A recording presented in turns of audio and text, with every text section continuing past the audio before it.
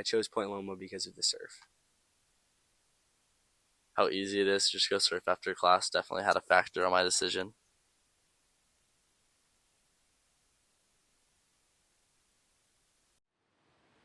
Localism is pretty tough around here. A local dad called me a Nazbo behind me, and I kind of just sat there and took it. Didn't really say anything, but it was pretty harsh.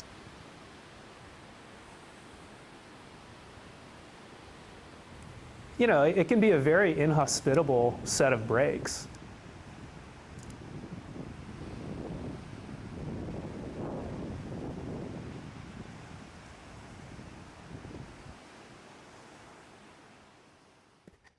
I'm Ben Cater, and I'm a professor of history and literature, and I direct the honors program. I've worked here almost 8 years. I was a student here in the 90s, and I'm glad to be back teaching here. What localism is this state of mind and a behavior that is very possessive of a particular locale. It does provide some kind of organization and order in the water.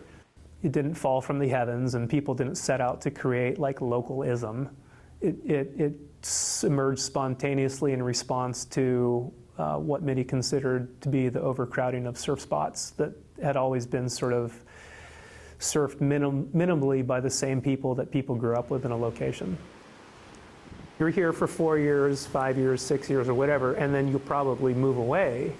That seems to be short term. And one of the things that is vital, perhaps the most important thing to becoming a local, is having a long-term commitment to a place.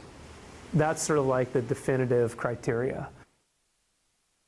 If you really pretend to have that much sort of control over your board and as a result over the wave riding experience, it's very easy to be possessive about the wave, and so you begin to commodify it. So there's like a commodification sort of process that's taken the place in which you become very acquisitive and possessive of the wave because you can control and manipulate it any way you want.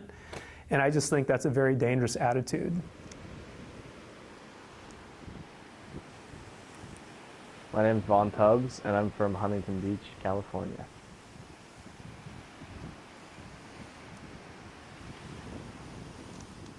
There definitely is animosity towards college students. Like on the cliff a couple weeks ago, there was, it's funny, there's like a big cliff face, and someone spray painted Nazbos not welcome, like in all caps letters. And some of the locals paddle out with pocket knives and cut leashes if you paddle out with a leash, just purely out of spite because it's like an unspoken rule.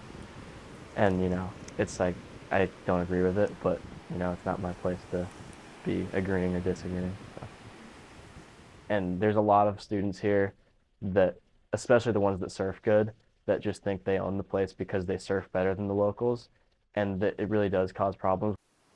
But there's also a lot of locals that see the few students here that are like that, and they say, oh, if a couple of them are like that, all of them must be like that, and it doesn't matter if you do anything wrong or not, they're just going to be pissed at you for no reason.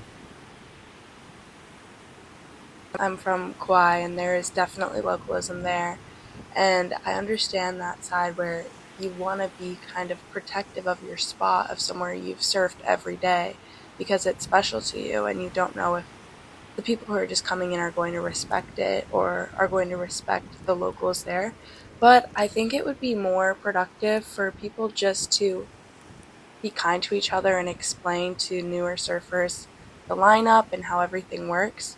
I think that could aid to the problem of localism, maybe fostering a more inclusive community.